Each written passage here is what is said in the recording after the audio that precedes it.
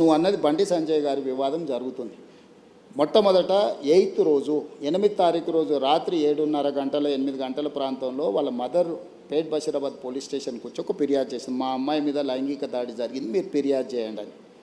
Within hour మేము POCSO కేసులు కట్టి తల్లి ఇచ్చిన స్టేట్మెంట్ మీద రికార్డ్ చేసినాం. ఒక కంప్లైంట్ వచ్చినాక 24 గంటల లోపల ఆ అమ్మాయి బాధితురాలి స్టేట్మెంట్ తీసుకోవాలి. ఇక్కడ ఆ అమ్మాయి మైనర్ అనేది ఎవరు ప్రూవ్ చేయాలా? ఇమ్మీడియట్గా అమ్మాయితోనే వెళ్ళి స్టేట్మెంట్ తీసుకొని సెక్షన్స్ ఆల్టర్స్ చేసినాం. 10th రోజు ప్రధానమంత్రి ఇక్కడికి వచ్చింది. మేము ఎక్కడికి వెళ్ళాలి? ప్రధానమంత్రికి 9-10 తారీఖు 10,000 మంది పోలీసులతో రక్షణ కల్పించాల్సి వచ్చింది. ప్రధానమంత్రి గారు ఒక్క ప్రోగ్రామ్ అటెండ్ కావాలి, 6 ప్రోగ్రాంలు అటెండ్ అయ్యారు. హైటెక్ సిటీ కావచ్చు, సింధు హాస్పిటల్ కావచ్చు, పవన్ కళ్యాణ్ కావచ్చు, చంద్రబాబు నాయుడు గారు కావచ్చు, బేగంపేట కావచ్చు, పరేడ్ గ్రౌండ్లో పబ్లిక్ మీటింగ్. వేలాది మంది కార్యకర్తలు వచ్చినప్పుడు సిస్టమ్ మొత్తము 4 days కంటిన్యూస్గా 10,000 పోలీసు ఈ మొత్తం కమిషనరేట్లలో అందరూ అక్కడనే డిప్లాయ్ చేయాల్సి వచ్చింది. Prime minister security. చిన్న మిస్టేక్ జరిగితే ఏం జరుగుతుందో నీకు తెలియదేముంది. అందులో హైదరాబాద్ హై సెన్సిటివ్ సిటీ. రకరకాల దేశంలో ఏ మూలన ఐఎస్ఐ దాడులు జరుగుతూ కూడా దాని మూలాలు అప్పుడప్పుడు హైదరాబాద్లో వెళ్తూ ఉంటాయి. సో ప్రధానమంత్రి పర్యటనను చాలా సీరియస్గా తీసుకొని 10th రోజు 11th పొద్దున్నే ఇమ్మీడియట్గా సెక్షన్స్ ఆర్డర్స్ వేసి ఇమ్మీడియట్గా వాళ్ళ ఇంటికి వెళ్ళి నోటీస్ ఇచ్చినాం. ఇప్పుడు దాంట్లో అమ్మాయి డేట్ ఆఫ్ బర్త్ ఇష్యూస్ మీద 2 రకాల ఆరోపణలు ఉన్నాయి. 2 రకాల ఆరోపణలు ఉన్నప్పుడు ఇప్పుడు బండి సంజయ్ వాళ్ళ కొడుకు కూడా పోయి పోలీస్ స్టేషన్లో అంతకంటే ముందే కంప్లైంట్ ఇచ్చిన. వాళ్ళు కంప్లైంట్ ఇచ్చిన తర్వాత 2 గంటల తర్వాత వీళ్ళు వచ్చి కంప్లైంట్ ఇచ్చారు. ఇప్పుడు అతను ఇచ్చిన కంప్లైంట్ కరీంనగర్లో ఇచ్చిండు, వీళ్ళు ఇచ్చిన కంప్లైంట్ సైబరాబాద్లో ఇచ్చిండు. కంప్లైంట్స్ను బేరీజ్ వేసుకోవడమే కాకుండా ఇప్పుడు అందులో ఉన్న ఆరోపణలని ఆ అమ్మాయి స్టేట్మెంట్ తీసుకోకుండా ఫోక్సో కేసులో పర్టికులర్గా మైనర్ గర్ల్ విషయంలో అమ్మాయి స్టేట్మెంట్ తీసుకోకుండా ముందుకు వెళ్ళడానికి లేదు. ఇమ్మీడియట్గా అమ్మాయి స్టేట్మెంట్ తీసుకొని సెక్షన్స్ ఆల్టర్స్ చేసి ఇమ్మీడియట్గా నోటీస్ ఇస్తే అతను అబ్స్కాండ్లో ఉన్నాడు. సో ఈరోజు మేము చేస్తున్న దాంట్లో చట్టబద్ధంగా ఒకవేళ అడావిడికి వెళ్ళి మేము ఇంటి మీద పడి 1000 మంది పోలీసులను పంపిస్తే మీరేమంటే రాజకీయ వివక్ష. ప్రధానమంత్రి సభ విజయవంతమైనందుకు రేవంత్ రెడ్డి గారు భారతీయ జనతా పార్టీకి భయపడిపోయి బండి సంజయ్ మీద పోలీసులతో దాడులు చేయించడానికి మళ్ళీ మీరే మాట్లాడేటోళ్ళు. సో ఇప్పుడు ఎవరికి మా ప్రభుత్వంలో నేను మీకు చెప్తున్నా, అది సినిమా స్టార్లు అయినా సరే, ప్రజాప్రతినిధులైనా సరే, వాళ్ళ పిల్లలైనా సరే, ఎవ్వరికి మినహాయింపు లేదు.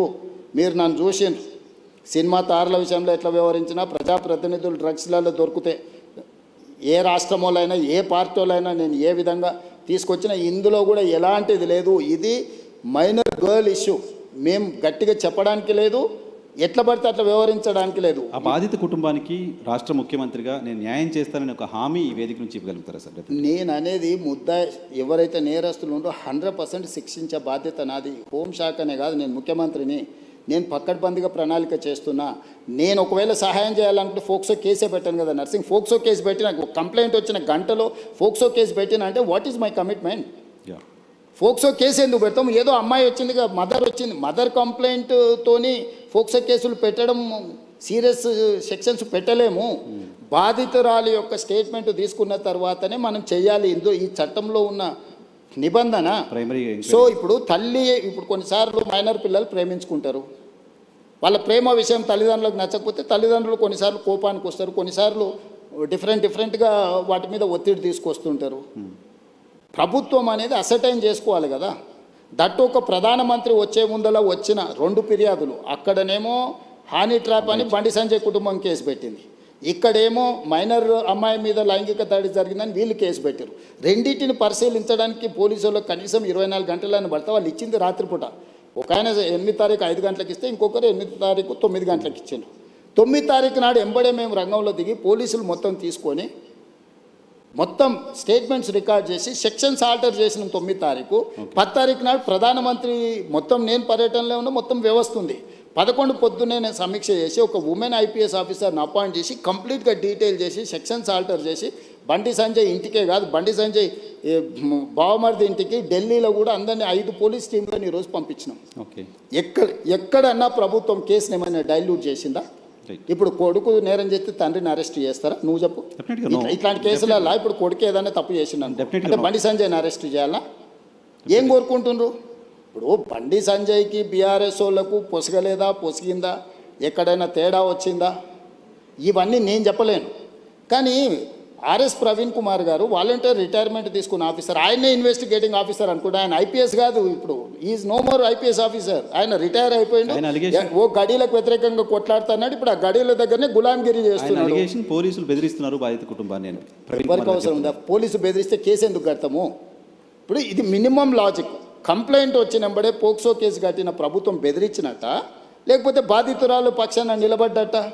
ఇమ్మీడియట్గా అమ్మాయి స్టేట్మెంట్ను తీసుకొని ఆ స్టేట్మెంట్ ప్రకారం సెక్షన్స్ ఆల్టర్ చేస్తే మేము బాధితురాలు పక్షాన్ని ఉన్నట్ట, లేకపోతే అవతల పక్షాన్ని ఉన్నట్ట? ఇప్పుడు వీళ్ళ ప్రాబ్లము కేటీఆర్ గారికి, ప్రవీణ్ కుమార్ గారికి, బండి సంజయ్కి పంచాయతీ ఉండొచ్చు. ఆ పంచాయతీ రాజకీయాలలో వాళ్ళు ఏమన్నా తెలుసుకొని ఎవరినెవరైనా తిట్టుకొని ఎవరినెవరైనా కొట్టుకొని, ఇప్పుడు ఆయన ఎవరో వాళ్ళ ఎమ్మెల్యే తిట్టిండు, వాళ్ళు వచ్చి వీళ్ళని తన్నిండ్రు. ఆయన ఏమంటుండు, వాడు తిడితే నేను దాంతో నాకు తెలిసిన చదువు ఇదే అని ఆయన అంటుండు. నేనేమంటున్నా, ఎవరు ఫిర్యాదు చేసినా కూడా దానికి క్షుణ్ణంగా పరిశీలించి కేసులు కచ్చి చట్ట ప్రకారం శిక్షిస్తా అంటున్నా. ఇన్ని రోజులు బీఆర్ఎస్ వాళ్ళు ఏమన్నారు, మన బీజేపీ వాళ్ళు ఏమన్నారు, రేవంత్ రెడ్డి కేటీఆర్ను కేసీఆర్ను జైల్లో పెడతలేడు, వీళ్ళిద్దరు కుమ్ముక్కైనరు అన్నారు. ఇప్పుడు బీఆర్ఎస్ వాళ్ళు ఏమంటున్నారు, రేవంత్ రెడ్డి బీజేపీ వాళ్ళు కుమ్ముక్కైనరు, బండి సంజయ్ని జైల్లో పెడతలేడు. కాపాడుతున్నారు మీరే అనే విమర్శ. ఇప్పుడు కేటీఆర్కి సంబంధించిన కేసులు ఉంటే పద్ధతి ప్రకారం విచారణ ఛార్జ్షీట్లు క్లెయిమ్ చేసినాం, ఏసీబీ ఇప్పుడు నోటీస్ ఇచ్చింది కదా. నేను ఎవరి పట్ల బీఆర్ఎస్ అయినా, బీజేపీ అయినా, ఎంఐఎం అయినా, ఇంకో రాజకీయ పార్టీ ఏదైనా, నా పార్టీలో ఉన్న వాళ్ళనైనా చట్ట ప్రకారం విచారణ చేసి, ఇది పిల్లల భవిష్యత్తుకు సంబంధించింది. వైఎన్ఆర్ నేను క్లియర్గా ఇంపార్టెంట్ ఇష్యూ సార్, చెప్తాను, ఇది పిల్లలకు భవిష్యత్తుకు సంబంధించింది. ఏ చిన్న మిస్టేక్ విచారణలో ప్రభుత్వం చేసినా ఆ పిల్లల జీవితాలు పూర్తిగా దెబ్బతింటాయి. అది అమ్మాయి కావచ్చు, అబ్బాయి కావచ్చు. ఇప్పుడు ఆ అమ్మాయికి సంబంధించి 2 డేట్ ఆఫ్ బర్త్లు, 2 సర్టిఫికెట్లు ఉన్నాయని వాళ్ళకు ఫిర్యాదు చేశారు. నేను అసర్టైన్ చేసుకోవాలి కదా, ఇప్పుడు ఆ స్కూల్కి వెళ్ళాలన్నా, 10th క్లాస్ సర్టిఫికేట్ తీసుకోవాలన్నా, ఆ అమ్మాయి ఏ హాస్పిటల్లో జన్మించిందో హాస్పిటల్ నుంచి బర్త్ సర్టిఫికేట్ తీసుకోవాలన్నా, ఆ అమ్మాయికి సంబంధించిన ఆధార్ కార్డు తీసుకోవాలన్నా, ఈ 3 రకాల సర్టిఫికెట్లు సేకరించాలంటే పోలీసుల కనీసం 24 గంటలు పట్టదా? ఆ అమ్మాయి చదువుకున్న స్కూల్ ఎక్కడుందో ఫస్ట్ మేము కనుక్కోవాలన్నా, ఆ అమ్మాయి ఆధార్ కార్డు ఎక్కడుందో తీసుకోవాలన్నా, ఆ అమ్మాయి ఏ హాస్పిటల్లో జన్మించిందో వివరాలు సేకరించాలన్నా, ఇవన్నీ తీసుకోకుండా నేను ఎట్లా ఒకవేళ కేసు కట్టిన అనుకో, రేపు ఒకవేళ ఇప్పుడు వాళ్ళు చెప్తున్నాడు వాళ్ళ దగ్గర ఏదైనా ఆధారం ఉందనుకో, అమ్మాయి మేజర్ అని, నువ్వేమంటావు? బండి సంజయ్ మీద పడక వాళ్ళ పిల్లగాని మీద రేవంత్ రెడ్డి రాజకీయంగా ఎదుర్కోలేక పిల్లగాన్ని అడ్డం పెట్టుకొని రాజకీయాలు చేస్తుండు. ఇప్పుడు ఒక రోజు లేట్ కావచ్చు ఆధారాలు సేకరించడం, శిక్ష నుంచి ఎవరు తప్పించుకోలేరు. ఆలస్యం అవుతుంది తప్ప ఆలస్యం కూడా వివరాలు సేకరించడానికి ఇది ఆలస్యం అని కూడా నేను అనట్లేదు. మేము ఇమ్మీడియట్గా నోటీస్ ఇచ్చినాం, ఇంటికి గోడ కతికిచ్చినాం, పోలీస్ టీంలను పంపించినాం, ఢిల్లీకి పంపించినాం, మేము అన్ని రకాల ప్రయత్నాలు చేస్తాం. మేము హార్ష్గా బిహేవ్ చేయలేము. నేను హార్ష్గా కేసీఆర్, నన్ను జైల్లో పెట్టిన కేసీఆర్ కుటుంబం పట్ల ఎప్పుడైనా హార్ష్గా వ్యవహరించిన? 28 నెలలు అయింది. నువ్వు ఎట్లా ఎక్స్పెక్ట్ చేస్తున్నావు? కేటీఆర్కు బండి సంజయ్ మీద కోపం ఉండొచ్చు, అదే పార్టీలో వాళ్ళకి ఎవరైనా మిత్రులు ఉండొచ్చు, బీజేపీలో. కవిత గారే ఏం చెప్పిండ్రు, బీజేపీలో విలీనం చేయడానికి హరీష్ కేటీఆర్ నా దగ్గర జైలు ప్రతిపాదన తెస్తే నేను తిట్టేలా కొట్టినని చెప్పిందా? సరే పొలిటికల్ ఇది అట్లా కాదు. అంటే విలీనం చేయాలన్నప్పుడు మరి బండి సంజయ్ ఏమైనా వ్యతిరేకించిండా వీళ్ళను? విలీనన్నా మీ పగ ఏంది బండి సంజయ్ మీద? మీరేమన్నా కొట్లాడుకోండా? నేను ప్రభుత్వాన్ని నడుపుతున్నా, నేను సత్రం నడుపుతలేను. నేను ప్రభుత్వం నడిపేటప్పుడు బాధ్యతాయుతంగా వ్యవహరిస్తాను. నేను బండి సంజయ్కు మినహాయింపు లేదు, ఎవ్వరికి మినహాయింపు లేదు. ఇది పిల్లలకు సంబంధించిన విషయము, దీన్ని జాగ్రత్తగా వ్యవహరిస్తున్నాం, మేము ఆచితూచి వ్యవహరిస్తున్నాము. ఏ ముద్దాయి కూడా తప్పించుకోడు. నేను బాధిత కుటుంబానికి అష్యూర్ చేస్తున్నా, 100% ఈ ప్రభుత్వం బాధితులకు అండగా నిలబడుతుంది. తప్పు చేసిన వాళ్ళను తప్పకుండా శిక్షిస్తుంది. ఇందులో మీకు ఒక విషయము, డిసెంబర్ 31, 2025 కంటే ముందు జరిగిన సంఘటనలే ఫిర్యాదులు ఉన్నాయి. జనవరి 1, 2026 నుంచి ఇక్కడి వరకు ఫిర్యాదుల సంఘటనలు లేవు. 4-5 నెలల క్రితం జరిగిన సంఘటనల మీద ఫిర్యాదు వచ్చినప్పుడు 4-5 నెలల కింద ఎక్కడెక్కడ సంఘటనలు జరిగిన వివరాలు సేకరించడం కొంత సమయం పట్టదా? ఇప్పుడు నిన్న జరిగిందో మొన్న జరిగిందో, నిన్న మేము ఎక్కడో వెళ్తే మా మీద ఇట్లా దాడి జరిగిందంటే ఆ విచారణ వేరు. డిసెంబర్ 31 నైట్ ఇక్కడ సంఘటన జరిగింది, October so and so date నాడు ఇక్కడ సంఘటన జరిగింది, ఆగస్టులో సో అండ్ సో డేట్ నాడు ఈ సంఘటన ఇట్లా కొన్ని వాళ్ళు కోట్ చేస్తున్నారు. 4 నెలల వెనక్కి వెళ్ళి జరిగిన సంఘటనలని సేకరించాలంటే మేము టెక్నాలజీని వాడాలి. టెలిఫోన్ టవర్స్, అమ్మాయి అబ్బాయి టవర్స్ ఒక దగ్గర ఉన్నాయా లేవా సిగ్నల్స్, లేకపోతే ఎక్కడైతే వెళ్ళిందో అక్కడ ఏమైనా సీసీ కెమెరాలు ఉన్నాయా, అక్కడ ఏమైనా ఫుటేజ్ ఉందా? పోలీస్ విచారణ అంతా ఓకే. అరే మరి అంటే మీరు సింపుల్గా ఎందుకు అర్జెంటుగా తీసుకొచ్చేసి కోదండం ఎక్కించి కొడతలేరు, సంజయ్ కొడుకుని ఊరేస్తలేరు? అంటే ఏమంటారు ఇది ఎట్లా ఆన్సర్ చేయాలి నేను? ఒకటి సరే, దాని గురించి ఎక్కువ డిస్కషన్ వద్దు. ఒకటి జనరల్గా ఆన్సర్ చేయాల్సింది ఏంటంటే, భారత హోంశాఖ మంత్రి కొడుకు కేసు అయిన తర్వాత పారిపోవడం ఏంటి? అది చాలా తప్పు.